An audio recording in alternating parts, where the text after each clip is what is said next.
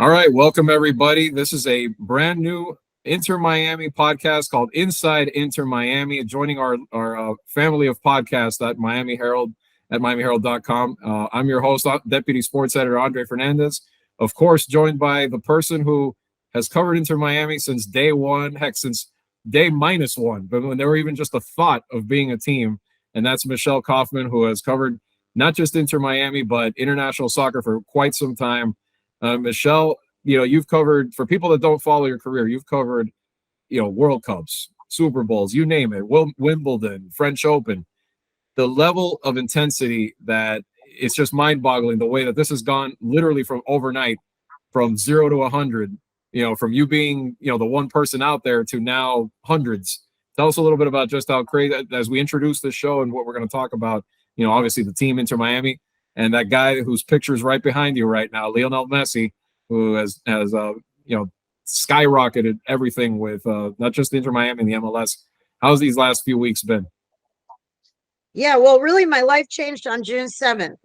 It's like people say, where were you when this happened? Where was I on June 7th when Lionel Messi made this really shocking announcement that he was going to come to Inter Miami and come to MLS? We're talking about the best player in the world, arguably the best player of all time, choosing not to go to Barcelona, where he had spent 20 years, not to go to Saudi Arabia, where he was offered $500 million, but to come to Inter Miami, to play for literally the last place team, a fledgling team in Major League Soccer. So this was a very shocking announcement, and it turned my world upside down. It really did. I went from being a beat writer on a team where I was often the only one or one of just a few reporters at practice in the mornings to somebody who yesterday, to go to his first training session, I had to go through a metal detector. I had to RSVP first, go through a metal detector, from the metal detector to have my bags checked, get a wristband, and then go stand in the blazing heat with 200 credentialed media for a training session of 20 minutes. And that was the 200 that they let in. Those were the ones that were approved media. There were, I think, several hundred more who did not get approved. So, there was even like choppers circling, right? Taking pictures. Yes, I mean, there was at least one or two choppers circling above. I think it was Telemundo. It might have been Apple TV. This is a global story. This is not a Miami story. This is not even of a U.S. sports story. This is a global story. And the number of page views that I'm getting from my stories, the number of Twitter followers that have been added to my feed, with a lot of them being from overseas, I'm getting a lot of messages now, replies in Arabic, in Chinese, in Japanese, obviously in Spanish, which I do speak. My family's Cuban, we're Cuban, so I speak perfect Spanish, which is, well, maybe not perfect, but fluent, which is very important on this beat. Really, it is, with Lionel Messi and Tata and these other Spanish players who are coming in. So my job has, the excitement level is through the roof right now for this team and for Leo Messi and everything that he does on and off the field. And I'm competing with the Argentine media who have brought people here from Buenos Aires to be stationed in Miami full time to cover Leo Messi. When I say cover, what I mean is they stalk him. They wait on the corner of Commercial Boulevard and 15th, and they sit there with cameras and just watch his car drive past to go to the training center, and they yell at him, and sometimes he opens his window and he waves. And then they do a stand-up, and they do a whole stand-up for 5 minutes about the fact that they just saw Leo, and Leo is on his way to training, and he's going to be training for a few hours, and then he's going to leave, and then he's going to do this. So there's just so much buzz and so much interest about Leo Messi. He has completely changed this team. Kind of like, changed my life. Yeah, he's changed. That's kind of like Ichiro. That's kind of like what from my time covering the Marlins, when Ichiro was with the Marlins, the Japanese media, every little move he'd make, they were camped out. He'd pull up at spring training, and it was like pictures, just taking everything, documenting like every little step. So it reminds me of that, like just that level of superstar. It's definitely, I mean, when he went to Publix, I don't know if it was staged, Publix does have to be one of the team sponsors, but when he was at Publix, everyone found out about his first meal. Where did Messi eat his first meal? At Prima Pasta. We all know now that it was a little, and not a fancy restaurant. He's not a Prime 112 kind of guy. He's a very humble guy who takes his family out to dinner, to more, places where I think the most expensive item on the menu over there is $38 or something. So, but yeah, everything that Messi has completely changed this beat, this league, the city. There are murals all over the city, giant murals in Wynwood and downtown Miami welcoming him, which, you didn't even see with LeBron. I mean, to be honest, there were not as many life-size, bigger than life-size. I mean, covering entire sides of buildings. Artists came here from Argentina to paint some of these murals. So it's a massive, massive global story. This is a man with 468 million Instagram followers, which is more than anybody. LeBron has 148, I believe. So, he has just a global following. People just adore him, love him. They want to know everything about him. And all of a sudden, he fell into my lap. He fell into Miami. And of course, Miami seems to be the epicenter of everything. And Miami is now the epicenter of the soccer universe, to be honest. Yeah. I mean, Damian Lillard, maybe.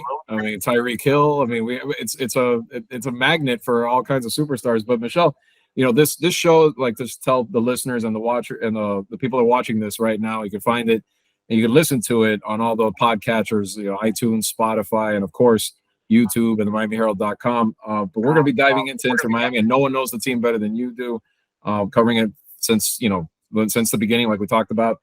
But one thing, just tell people what you have an interesting story of when this news broke.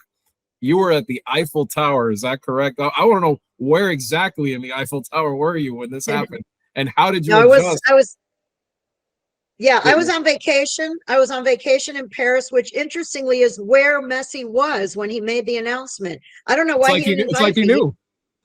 I'm shocked that he didn't invite me to the announcement. No, he had made an agreement with a Barcelona reporter that he had a relationship with for a long time to make the announcement there on June 7th. He happened to be in Paris, and so was I, but I was not invited to that little meeting. But anyway, yes, I had just left the Musée d'Orsay. I had just been in the art museum with my husband looking at the Impressionist paintings.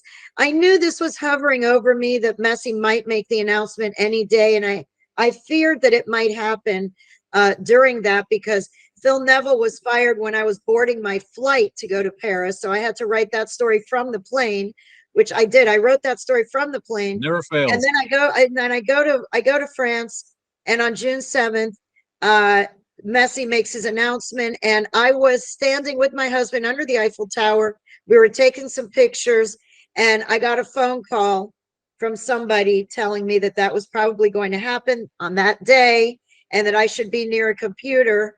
And I told my husband, and that was kind of the end of that day of the vacation, and much of the next day also, because it's a huge story. So it took over my life. It took over my vacation for a couple of days there.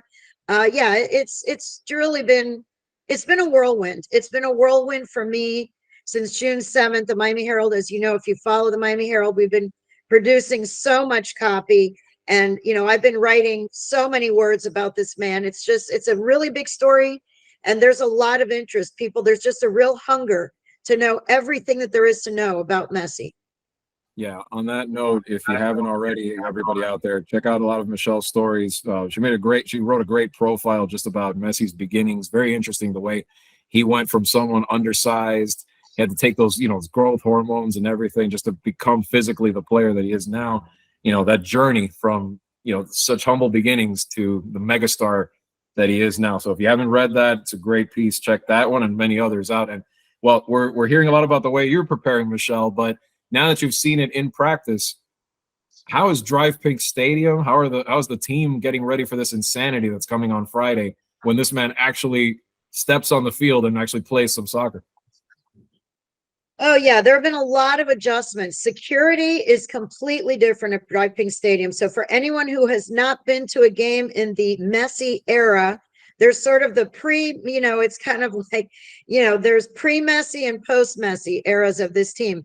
The stadium security is completely different. They've added a lot of security guards.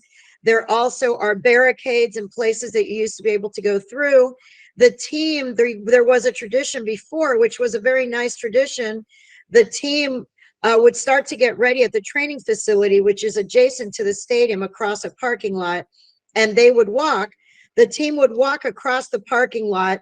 There were barricades on two sides, like two railings, and the fans could stand along the two railings and wave. It was kind of a walk into the stadium, and the fans could take selfies and take pictures of the players as they walk in. They're not doing that anymore. They just can't. They cannot have crowd control with Messi there. So they have a bus. They now have a charter bus that literally picks them up, outside of the training facility and drives it about 100 yards to the stadium into a secured gate area where they then get off the bus and go right into the stadium. So there is no interaction between the team and fans in between the training facility and the stadium anymore. And they just can't do it. There's no way that they could control the number of fans that come out. I can tell you just from the practice yesterday, from his first practice, which was not open to the public, it was only open to the 200 media who were credentialed. There were at least 100 fans. I'd started off 50 to 100. By the time I left, it was probably more than 100 fans that were camped out across the street, on the grass, on street corners, all wearing Argentina shirts, number 10 Inter Miami shirts, with signs, with banners wrapped around their shoulders, wrapped with Argentine flags. These are all fans who just want to get a glimpse. They just want to get a glimpse of Messi. And they knew that he was going to be practicing, so they were there camped out for hours before. Some of them were there at 7 a.m. when he drove in to go to the training facility. They were already there waving at him and waving the Argentine flag. So imagine on a game day how many people are going to want to get a picture of Messi and try to get a selfie with Messi. So they just can't have any interaction really between the fans and this team anymore. So right there, that's going to be a change that fans will see. They're not going to see that walk into the stadium anymore. That's done. And then, they've also, because of Messi, they've enhanced a lot of the food options. For example, the midfield club is now fancier than it was before. The food options now are going to be better and different, because Messi is here. They've added 100 VIP seats on the east side of the stadium. The west side is the side that has the VIP clubs. They've now added, because of demand, 100 VIP seats, field level, on the east side, so that people who want to sit in the front row and the front few rows can now do so. 100 extra people are going to get the VIP treatment on the east side of the stadium, which was never available before. In order to increase capacity, it was 18 to 19,000 before. They just added 3,000 seats. They built up bleachers in two of the corners, in the southeast and the northeast corners, which used to be open. There are now metal bleachers. They added 1,500 seats in each of those corners to increase the capacity by 3,000. So that's another thing that looks different. And then more kiosks for merchandise, and just in general, more kiosks for selling T-shirts, merchandise, food, beverage. They've just amped everything up. It's like Drive Pink Stadium on steroids for Messi, and the security, for sure, fans are going to see a very, very different security. One of the main concerns is pitch invaders, which is a big problem in soccer, and especially when Messi is playing. A lot of games that he's played overseas, people have tried to jump onto the field and have run around. It just happened in China a few weeks ago when he was playing against Australia with the Argentine national team. A Chinese young teenager ran onto the field and chased him all over the field. And actually, Messi almost got knocked over, not by the fan, but by the police. When the police came running over to arrest that kid, they almost knocked Messi over. He had to kind of stumble around, but I put in my story, the way he has very good balance. It's very hard to knock him down. And even the police officers couldn't quite knock him down. He was able to, with his low center of gravity, he stayed on his feet. But this is one of the biggest concerns with Messi being on Inter Miami, is are fans going to run onto the field and try to invade the field and meet him? And, so this is another thing. They're going to have security. There's going to be a ring. There will be a ring of security guards all the way around the field to prevent pitch invaders, which you know is bound to happen at some point with somebody of his status on the field. Well, now let's talk a little bit. We talked a little bit about just the scene, the craziness, the adjustments they're making. What kind of Lionel Messi can fans expect when they start Friday against Cruz Azul in that game in the Leagues Cup? I mean, there's been some conjecture. Is he going to play? Is he going to start? Is he going to just play a certain amount of minutes because he's coming off his vacation right now? Maybe he's probably not in the top Messi type form that we're used to right now. He's going to have to build back up to that. So what have you heard? What do you think on that front? Yeah, what I've heard is that he's definitely going to play.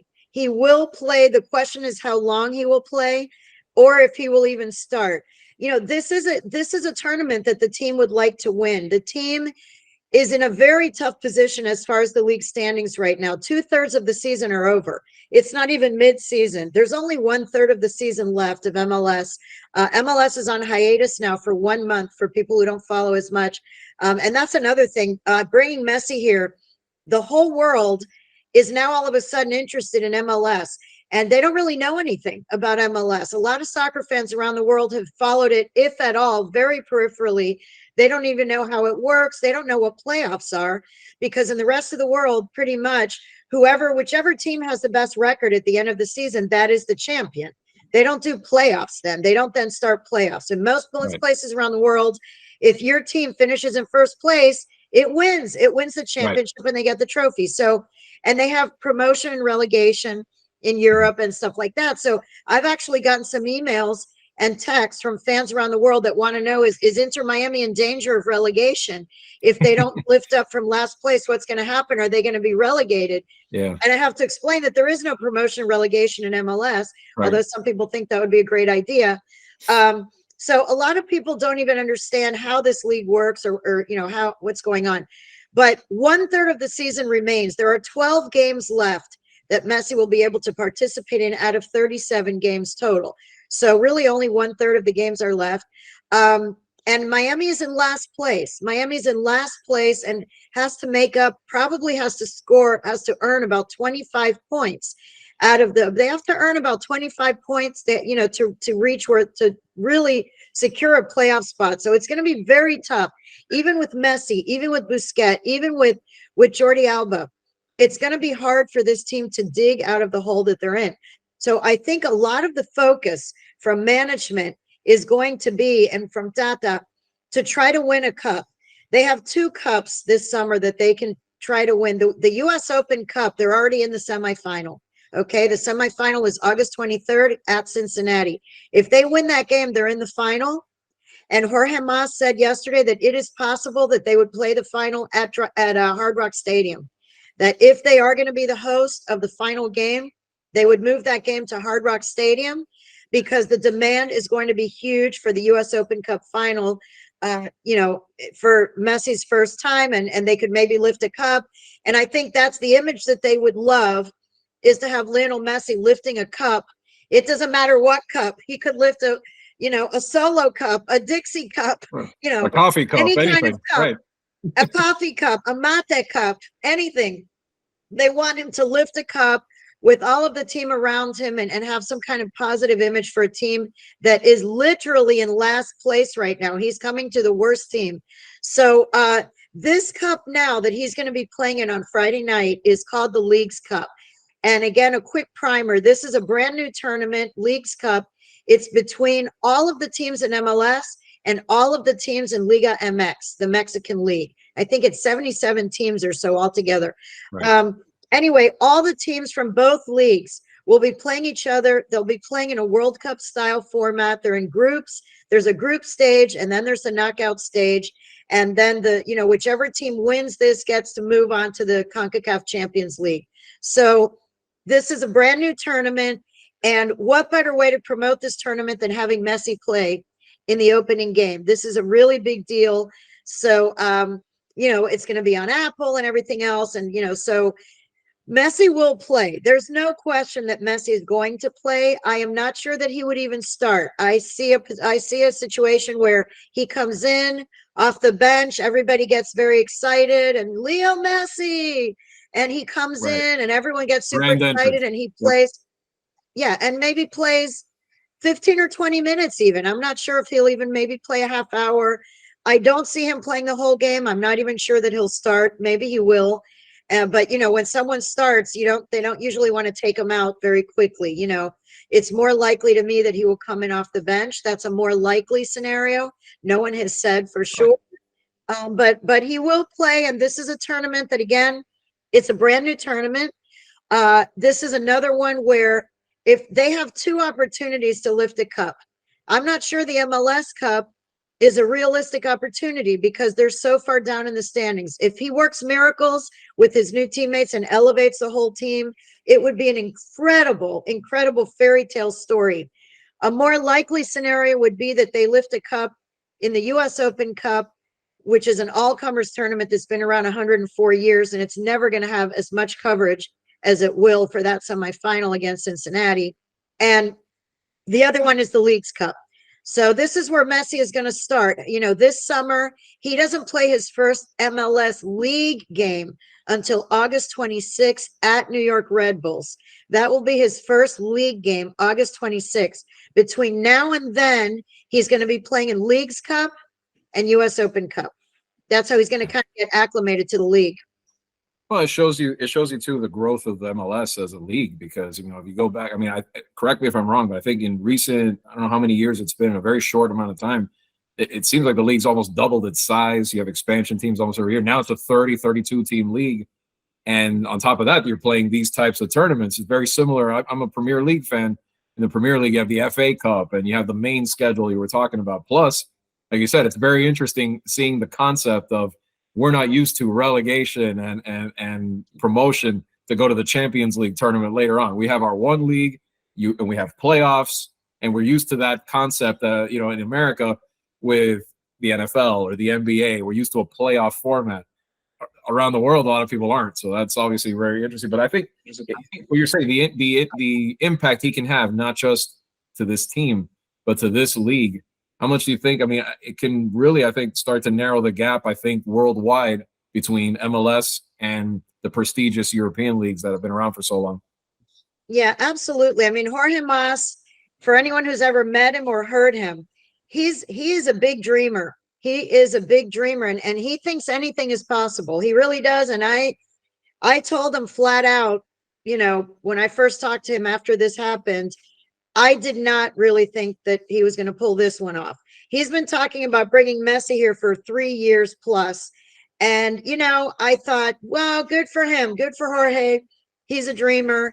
But there's no way that Messi is going to come here and play on Commercial Boulevard at DRV Stadium. You know, maybe when they build the Miami Freedom Park, I thought maybe that he would come here to inaugurate the new stadium with the big fancy skyboxes in downtown, you know, Miami and all this. I never imagined that he would be driving over there to DRV Stadium by the Dunkin' Donuts. You know, I did an interview with Ray Hudson, and who's so funny. And he's like, can you imagine Lionel Messi and Sergei Busquets and Jordi Alba stopping by the Dunkin' Donuts on Commercial Boulevard after a training session? I mean, before they get on I-95. I mean, it's just, it's almost shameless plug to another Michelle story. Great interview with Ray Hudson, who is one of the best quotes on earth. Forget about sports or otherwise. Maybe the best quote on earth. If you haven't read my story on, you know, Ray Hudson's take on Lionel Messi, he's been a Lionel Messi fan is not the word. He has been singing his praises in such colorful ways for decades. And, you know, he just loves Leo so much. So I got Ray's take on Leo coming here, and it was amazing. His quotes, one after the other, was just, I just wanted to turn on the tape recorder and just let him talk. But yeah, so what does it mean? What does it mean for the league? What it means is, first of all, just a tiny bit of background. From the time MLS formed a team for Miami, which was the Miami Fusion. Okay, we're going to go back now to the late 90s. The idea, the concept with MLS back then was to have the team at the Orange Bowl in the middle of urban Miami, in the middle of a Latin neighborhood, and have this be the Latin team of MLS. And Carlos Valderrama, El Pibe, was the first star that they signed. They signed a Colombian star because the idea was They wanted this to be a Hispanic team, a Latin team that would extend the reach of this league to Latin America and to Central America and to the Caribbean. The idea was that this was going to be a global team that, yes, all of the fans in South America and Central America have their teams that they follow from their countries and their national team. They wanted this to be the adopted team of all of those fans, their second team. That's how I was told from 1997 from the commissioners back then, Doug Logan, that the idea was this would be the adopted team of Latin America. Latin American fans are never going to ditch their hometown team or their national team. They're so passionate about those teams. They wanted this to be the MLS team, the adopted team of all of those markets. So now, fast forward, here we are in 2023. Apple has just signed a $2.5 billion broadcasting streaming package where you can watch every MLS game everywhere in the world with any Apple product. You can watch it on your phone, on your iPad, on your Xbox, whatever. So this is now available. You can watch MLS games all over the world. And now you have Leo Messi here, of all people, people around the world, the 468 million Instagram followers can tune into an MLS game. People who have never watched an MLS game before, people who don't even know what the team names are, who the other stars are. It was funny because yesterday at the practice, I put this in my story, at the practice on Tuesday, there were photographers there and journalists there who also don't know the league, by the way. And so all they know is they know what Messi looks like and they knew what Busquets looks like. They didn't know who any of these MLS guys are, honestly. They didn't know who the Inter Miami players are.